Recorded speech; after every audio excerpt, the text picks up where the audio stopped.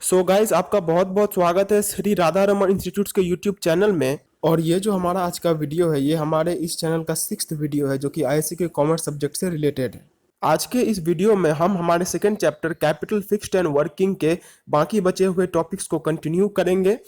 ये जो आज का वीडियो है, ये कैपिटल फिक्स्ड एंड वर्किंग का थर्ड वीडियो है, जिसमें कि हम meaning, features and importance of financial planning इस टॉपिक के बारे में जानने वाले हैं। And guys, before I start the video, कुछ ऐसी बातें हैं जो कि मैं क्लियर कर देना चाहता हूं, और वो ये है कि इस वीडियो में जो कुछ भी पढ़ाया जाएगा वो सब CISCE काउंसिल के द्वारा इस चैप्टर के लिए जो सिलेबस बनाया गया है उसी को फॉलो करके बनाया जाएगा।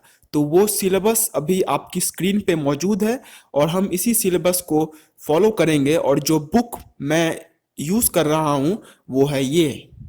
एंड अगर आपको ये पूरा सिलेबस चाहिए तो इसका PDF का लिंक मैंने अपने डिस्क्रिप्शन में दे रखा है, आप वहां से डाउनलोड कर सकते हैं। Meaning of financial planning. So अब बात आती है कि फाइनेंशियल प्लानिंग आखिरकार होता क्या है। तो financial planning is the process of estimating the financial requirements of a business firm, deciding the sources of acquiring those funds, and planning the ways in which these funds are to be utilized for efficient and smooth functioning of a business firm. So financial planning का simple मतलब क्या है? Finance का planning मतलब पैसों का planning करना। मतलब ये प्लान करना कि आखिरकार पैसे कहाँ से आएंगे, कैसे आएंगे और उनको किस तरीके से हम यूज करेंगे ताकि हमारा बिजनेस फर्म जो है वो मैक्सिमम प्रॉफिट्स अर्न कर सके। फाइनेंशियल प्लानिंग जो है वो बिजनेस में तो होता ही है, बट साथ में साथ ये हर किसी के घर में भी होता है। हर किसी के घर में भी फाइनेंस या फिर पैसों के लेके प्लानिंग जो है वो होती रहती है। हम आए दिन ये प्लान करते रहते हैं कि आज इतना पैसा है तो इसको इस तरीके से खर्च करना है, कल उतना पैसा होगा कल उसको उतने तरीके से खर्च करना है। तो फाइनेंशियल प्लानिंग का सिंपल मीनिंग आप जान लीजिए, वो ये है कि पैसों का प्लानिंग करना। So financial planning is the process of estimating the financial requirements of a business firm. तो फाइनेंशियल प्लानिंग में हम लोग क्या करते हैं कि सबसे पहले एस्टिमेट या फिर अंदाजा लगाते हैं कि हमारा बिजनेस फर्म में इस साल कितना पैसा लगेगा। तो पहले हम सबसे पहले यही करते हैं कि हम हमारे बिजनेस फर्म में कितना पैसा लगेगा उसको सबसे पहले एस्टिमेट करते हैं। Then deciding the sources of acquiring those funds. अब हमने डिसाइड कर लिया कि हमें इस साल इतना पैसा चाहिए, तो अब हम उन सोर्सेज को डिसाइड करेंगे जहां से कि हमें वो पैसा लाना है। And planning the ways in which these funds are to be utilised for efficient and smooth functioning of a business firm. और अब हमने डिसाइड भी कर लिया कि हमें इस साल इतना पैसा चाहिए, और हमने ये भी डिसाइड कर लिया कि वो किन किन सोर्सेज से वो पैसा आने वाला है।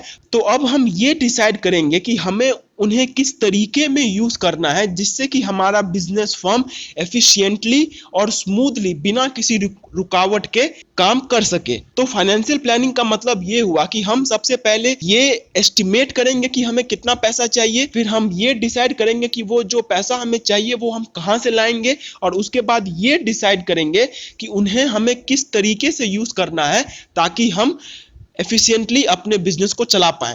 नेक्स्ट है फीचर्स ऑफ फाइनेंशियल प्लानिंग। मतलब ये कि फाइनेंशियल प्लानिंग में क्या क्या फीचर्स होने चाहिए वो सब हम इसके अंदर में जानने वाले हैं। तो पहला फीचर फाइनेंशियल प्लान का ये है कि फाइनेंशियल प्लान जो है वो बिजनेस फर्म का ऑब्जेक्टिव्स के ऊपर बेस्ड होता है। तो आइए इसको समझते हैं। हमारा बिजनेस का मेन एम क्या होता है कि हमें मैक्सिमम गेन करना है मिनिमम कॉस्ट के साथ। मतलब हम अपनी तरफ से कम खर्चा करें और बदले में हमें ज्यादा से ज्यादा प्रॉफिट या फिर ज्यादा से ज्यादा लाभ मिले। तो ठीक उसी तरीके से फाइनेंशियल प्लान भी उसी फीचर पे काम करता है। तो फाइनेंशियल प्लान जो है वो भी फर्म का मेन ऑब्जेक्टिव पे बेस्ड है।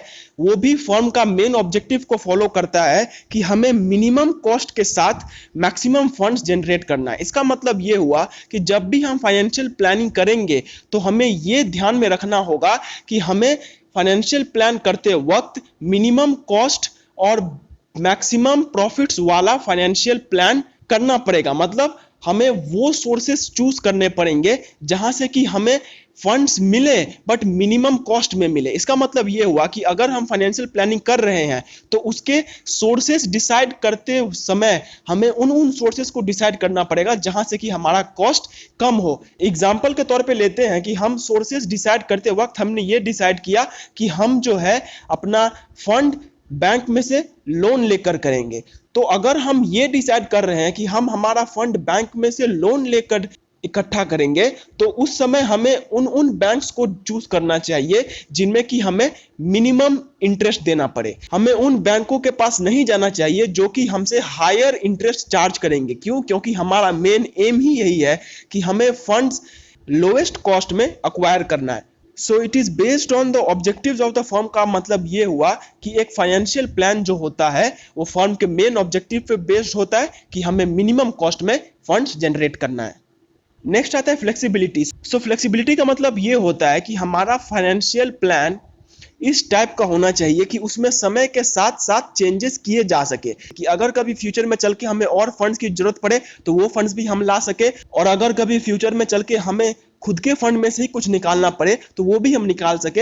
एक फाइनेंशियल प्लान को उस टाइप का होना चाहिए। तो financial plan should be flexible. इसका मतलब ये है कि फाइनेंशियल प्लान को समय के साथ चेंज होते रहना चाहिए, उसे कभी भी एक जैसा नहीं होना चाहिए।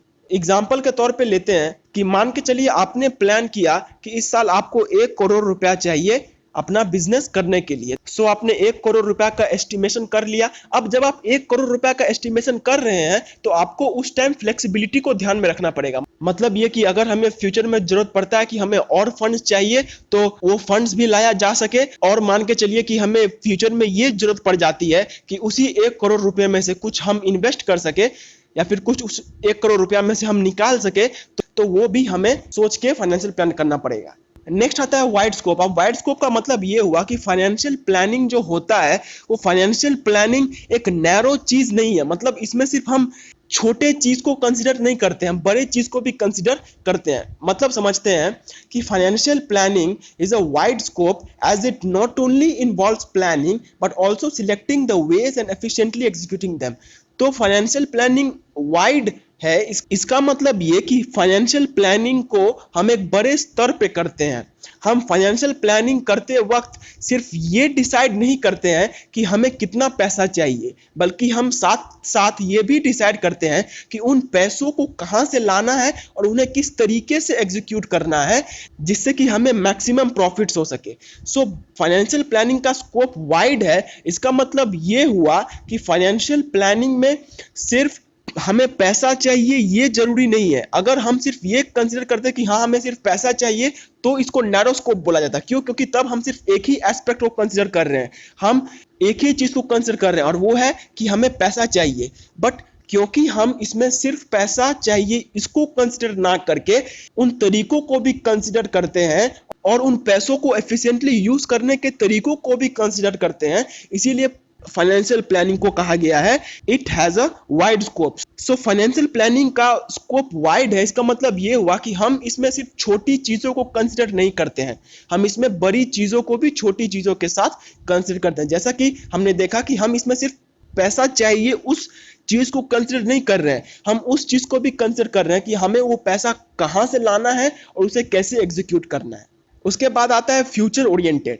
फ्यूचर ओरिएंटेड का मतलब यह हुआ कि फाइनेंशियल प्लानिंग करते वक्त हम फ्यूचर के बारे में सोचते हैं। मतलब हम ये सोचते हैं कि फ्यूचर में क्या करना है। जब भी हम फाइनेंशियल प्लानिंग करते हैं तो हम फ्यूचर को सोच के ही फाइनेंशियल प्लानिंग करते हैं। जैसा कि मैंने आपको बताया कि हम यहाँ पे एस्टिमेशन करते हैं कि कितना पैसा चाहिए, हम सोर्सेस को चूज करते हैं और हम तरीकों को डिसाइड करते हैं। तो इन तीनों प्रोसेसेस में हम फ्यूचर को रख के ही सब कुछ कर रहे हैं। हम फ्यूचर को रख के ही ये एस्टिमेशन कर रहे हैं कि हमें कितना पैसा चाहिए, हम फ्यूचर को सोच के ही ये चूज कर रहे हैं कि हमें कहाँ कहाँ से वो पैसा लाना है, हम फ्यूचर को चूज करके ही वो तरीकों को चूज कर रहे हैं जिसके द्वारा उन पैसों को एग्जीक्यूट करना है। तो फाइनेंशियल प्लानिंग फ्यूचर ओरिएंटेड है। इसका मतलब ये हुआ कि फाइनेंशियल प्लानिंग करते वक्त हम फ्यूचर को सोच के करते हैं, हम हमारे फ्यूचर में जो होने वाला है उनको सोच के हम फाइनेंशियल प्लानिंग करते हैं। हम प्रेजेंट के बारे में नहीं सोचते। क्यों? क्योंकि अगर एक बिजनेस सिर्फ अपने प्रेजेंट के बारे में सोचने लग जाए, फ्यूचर के बारे में ना सोचे, तो उसके लिए सरवाइव करना मुश्किल हो जाएगा। So financial planning future oriented है। इसका मतलब ये हुआ कि फाइनेंशियल प्लानिंग करते वक्त हम फ्यूचर के बारे में सोच के फाइनेंशियल प्लानिंग करते हैं, ना कि सिर्फ प्रेजेंट के बारे में सोच के। लास्ट में आता है सिंप्लिसिटी। अब सिंप्लिसिटी का मतलब ये हुआ कि हमारा जो फाइनेंशियल प्लान है वो सिंपल है। मतलब ये कि उसे कोई भी अच्छे से समझ सकता है। ऐसा नहीं है कि वो रॉकेट साइंस है जिसको कि बहुत कम ही लोग समझ सके। फाइनेंशियल प्लानिंग सिंपल है और उसे कोई भी समझ सकता है। नेक्स्ट हम आते हैं इंपॉर्टेंस ऑफ फाइनेंशियल प्लानिंग में, मतलब कि हमें फाइनेंशियल प्लानिंग की जरूरत ही क्यों है, क्यों जरूरी है एक फर्म के लिए कि वो फाइनेंशियल प्लानिंग करे, वो पैसों की प्लानिंग करे। तो आइए जानते हैं। पहला पॉइंट आता है to avoid the problem of shortage and surplus. तो इससे पहले कि हम इस पॉइंट को समझे, हमें शॉर्टेज एंड सरप्लस को समझ लेना पड़ेगा। शॉर्टेज का मतलब होता है पैसा बहुत कम होना, और सरप्लस का मतलब होता है पैसा बहुत ज्यादा होना। तो बहुत ज्यादा पैसा और बहुत कम पैसा, ये भी हमारे बिजनेस के लिए ठीक नहीं है। अगर हमारे पास पैसा बहुत कम है तो हम तो अपना बिजनेस ठीक से चला पाएंगे नहीं, और अगर पैसा बहुत ज्यादा है, सरप्लस अमाउंट में है, तो भी बिजनेस ठीक से नहीं चल पाएगा। क्यों? क्योंकि तब एक कामचोरी सी बिजनेस में आ जाती है। तो पैसा बहुत ज्यादा होना और पैसा बहुत कम होना, ये भी बिजनेस के लिए ठीक नहीं है। तो ताकि हम बिजनेस में शॉर्टेज एंड सरप्लस से बच सके, इसलिए हमें फाइनेंशियल प्लानिंग करना पड़ेगा। क्यों? क्योंकि अगर हम फाइनेंशियल प्लानिंग कर लेते हैं तो हमें मालूम चल जाता है कि हमें एक्चुअली कितना पैसा चाहिए। तो क्योंकि हमें मालूम चल जाता है कि हमें असल में कितना पैसा चाहिए, सो हम सिर्फ उसी पे फोकस करते हैं। और अगर हम सिर्फ अपने मेन टारगेट पे ही फोकस करेंगे तो हम अपने बिजनेस के जो गोल्स हैं उनको अचीव कर पाएंगे। So to avoid the problem of shortage and surplus, इस पॉइंट का मतलब ये हुआ कि अगर हम फाइनेंशियल प्लानिंग करते हैं तो इससे हम पैसों की कमी और पैसों की बढ़ोतरी दोनों से बच सकते हैं। क्यों? क्योंकि अगर ज़्यादा पैसा है वो भी ठीक नहीं है, कम पैसा है तो भी ठीक नहीं है। पैसा अगर एक स्पेसिफिक अमाउंट में हो तो ही एक बिजनेस के लिए ठीक है। नेक्स्ट आता है to build a strong capital structure. अब जैसा कि हमने प्रीवियस पॉइंट में जाना कि अगर हम फाइनेंशियल प्लानिंग कर लेते हैं तो हमें मालूम चल जाता है कि हमें एक्चुअल में कितना पैसा चाहिए। तो क्योंकि हमें मालूम चल जाता है कि हमें एक्चुअल में कितना पैसा चाहिए, तो हम अपने मेन गोल जो कि उस एक्चुअल पैसा को अचीव करना है उसके ऊपर फोकस करते हैं। तो क्योंकि हम उस पर फोकस करते हैं और हमें वो मिल जाता है, तो वो जो पैसा जो हमें मिलता है वो कहाँ ऐड होता है? हमारे कैपिटल में।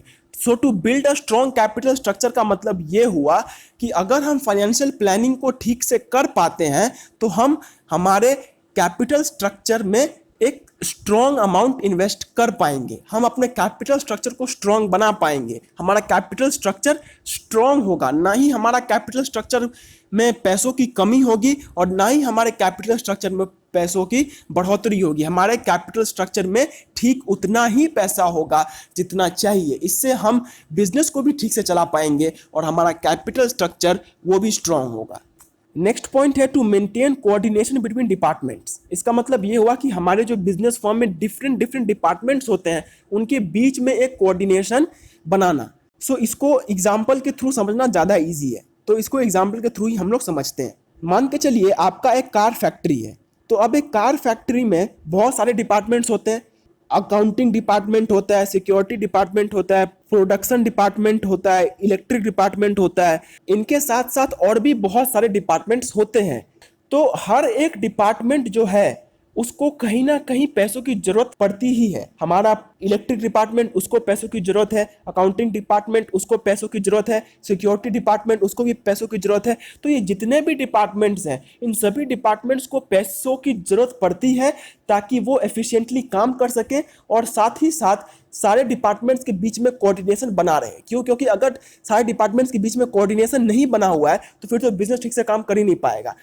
सो हमने क्या जाना कि हमारे जितने भी डिपार्टमेंट्स हैं उन सभी डिपार्टमेंट्स को कहीं ना कहीं पैसों की जरूरत पड़ती है ताकि वो प्रॉपर्ली फंक्शन कर सकें। सो अगर हम उन्हें पैसे ठीक समय पे प्रोवाइड नहीं कर पाएंगे और ठीक अमाउंट में नहीं प्रोवाइड कर पाएंगे तो फिर तो वो ठीक से काम कर नहीं पाएंगे। सो अगर हम फाइनेंशियल प्लानिंग ठीक से करते हैं तो इससे होगा क्या कि हमारे पास खुद एक ठीक अमाउंट में पैसा होगा और हम उस ठीक अमाउंट को सारे डिपार्टमेंट्स में प्रॉपरली एलोकेट कर सकते हैं। हर डिपार्टमेंट को उसकी जरूरत के हिसाब से पैसा मिल सकता है, और जब हर एक डिपार्टमेंट को उसके जरूरत के हिसाब से पैसा मिल जाएगा तो वो तो प्रॉपरली फंक्शन करेगा। और अगर सारे डिपार्टमेंट्स प्रॉपरली फंक्शन करेंगे तो सारे डिपार्टमेंट्स के बीच में कोऑर्डिनेशन तो होगा ही। So to maintain coordination between departments, इसका मतलब ये हुआ कि अगर हमने ठीक से फाइनेंशियल प्लानिंग की तो हमारे जितने भी डिपार्टमेंट्स हैं उन सब के बीच में अच्छा खासा मेल और अच्छा खासा कोऑर्डिनेशन बना रहेगा। नेक्स्ट आता है टू यूटिलाइज फंड्स एफिशिएंटली। तो ये जो पॉइंट है, ये पॉइंट हमने डेफिनेशन में भी देखा हुआ है। सो फाइनेंशियल प्लानिंग जो है वो हमारे फंड्स को एफिशिएंटली यूटिलाइज करने में मदद करता है। ये तो हमें डेफिनेशन से ही क्लियर हो चुका था, पर फिर भी एक बार इसके ऊपर भी झांक लेते हैं। So a good financial system helps in proper and efficient utilization of the funds of the firm. मतलब ये कि हमारा जो फर्म है उसका जितना भी फंड्स है उसको हमें एफिशिएंटली यूटिलाइज करना पड़ेगा, तो ही हमारा बिजनेस ठीक से चल पाएगा। तो हमें वो फंड्स को एफिशिएंटली यूटिलाइज करने में कौन मदद करता है? एक एफिशिएंट फाइनेंशियल प्लान। सो अगर हम ठीक से फाइनेंशियल प्लानिंग करते हैं तो हमारे बिजनेस फर्म में जितना भी फंड्स हैं वो सारे फंड्स ठीक से यूटिलाइज हो पाएंगे। नेक्स्ट आता है to safeguard the firm from future dangers. अब जाहिर सी बात है कि अगर हम बिजनेस करने चले हैं तो हमें फ्यूचर डेंजर्स तो फेस करना ही पड़ेगा। वो डेंजर्स से हम भाग नहीं सकते हैं, वो डेंजर्स का हमें सामना करना पड़ेगा, तो ही हम बिजनेस कर पाएंगे। सो उनका सामना करने में हमारा कौन मदद करता है? एक अच्छा financial plan. So financial planning जो है वो हमें फ्यूचर डेंजर्स से लड़ने में मदद करता है। कैसे मदद करता है इसको समझते हैं। मान के चलिए आप फाइनेंशियल प्लानिंग में विश्वास नहीं करते हैं, आपने कहा कि ठीक है भाई, जो होगा वो फ्यूचर में देखा जाएगा, और इसी सोच के साथ आपने फाइनेंशियल प्लानिंग को नजरअंदाज करके 1 अप्रैल 2020 को अपना बिजनेस स्टार्ट कर दिया। आपका बिजनेस ठीक ठाक चल रहा था, बट 6 महीना बीत जाने के बाद हुआ क्या कि रॉ मटेरियल्स का दाम जो है वो अचानक से बढ़ गया। आपका जो इनपुट कॉस्ट है वो बढ़ गया। अब क्योंकि आपका इनपुट कॉस्ट बढ़ गया है और आपका सेल्स कांस्टेंट है, मतलब कि आपका जो है खर्चा बढ़ गया है बट आपका जो अर्निंग था वो उतना का उतना ही है, तो इस केस में क्या होगा? आपका जो इनकम है, आपका जो प्रॉफिट है वो प्रॉफिट घट जाएगा। तो क्योंकि आपका प्रॉफिट घट गया है तो आपका इकोनॉमिक ग्रोथ अच्छे से नहीं होगा या फिर होगा ही नहीं। सो अगर आपने स्टार्टिंग में फाइनेंशियल प्लानिंग को नजरअंदाज नहीं किया होता, आपने फाइनेंशियल प्लानिंग अच्छे से की होती, तो क्या होता? ये होता कि आपको जो है एक पर्टिकुलर अमाउंट के बारे में मालूम चल जाता जो कि आपको इस साल रखना था, और वो पर्टिकुलर अमाउंट रखने से क्या होता कि अभी जो आप डेंजर फेस कर रहे हैं इन्फ्लेशन का, जो कि रॉ मटेरियल्स का दाम बढ़ गया है, ये आपको हो सकता था ना फेस करना पड़े। तो फाइनेंशियल प्लानिंग जो है वो हमें फ्यूचर डेंजर से बचाता है। अगर हम प्रॉपरली फाइनेंशियल प्लानिंग करते हैं तो हम हमारे फ्यूचर में आने वाले डेंजर्स इन सब से बच सकते हैं, इन सब से हम अपनी फर्म की रक्षा कर सकते हैं, हमारा फर्म उन डेंजर से बचा रह सकता है। सो गाइज, हमारी ये आज की वीडियो यहीं पे ख़त्म होती है। एंड इस वीडियो को ख़त्म करने के साथ साथ मैं आपको बस एक ही एडवाइस देना चाहता हूँ कि आप प्लीज़ इस वीडियो पे पूरे डिपेंडेंट ना हो जाएं। मैं आपसे रिक्वेस्ट करूँगा कि आप जिस भी बुक को फॉलो करते हैं आप एक बार उस बुक को जाके पढ़िए, एकदम से इस वीडियो पे डिपेंडेंट मत हो जाइए। एंड अगर ये वीडियो को आप एग्जाम के समय में देख रहे हैं then I request you not to take this video as the only source जिससे कि आप एग्जाम में अच्छे मार्क्स स्कोर कर पाएं। आप प्लीज जाके अपने कोई भी टेक्स्ट बुक हो उसे अच्छे से पढ़िए। तो गाइस, आशा करता हूं कि ये वीडियो आपके लिए हेल्पफुल रही होगी, और अगर ये वीडियो आपके लिए थोड़ी सी भी हेल्पफुल रही होगी तो प्लीज इस वीडियो को एक बार लाइक जरूर कर दीजिए। और अगर आप ऐसे वीडियोस और भी फ्यूचर में देखना चाहते हैं तो चैनल को सब्सक्राइब करके बेल आइकन को जरूर प्रेस कर लीजिए। और अगर आपके कुछ भी डाउट्स, क्वेरीज या फिर क्वेश्चंस हैं उनको कमेंट सेक्शन में कमेंट जरूर कीजिए। एंड अगर आपके कुछ ऐसे दोस्त हैं जो कि इससे कुछ हेल्प पा सकते हैं तो इन ये वीडियो आप उनको भी प्लीज जरूर शेयर कर दीजिएगा। तब तक के लिए do take very good care of yourselves and bye bye and जय हिंद।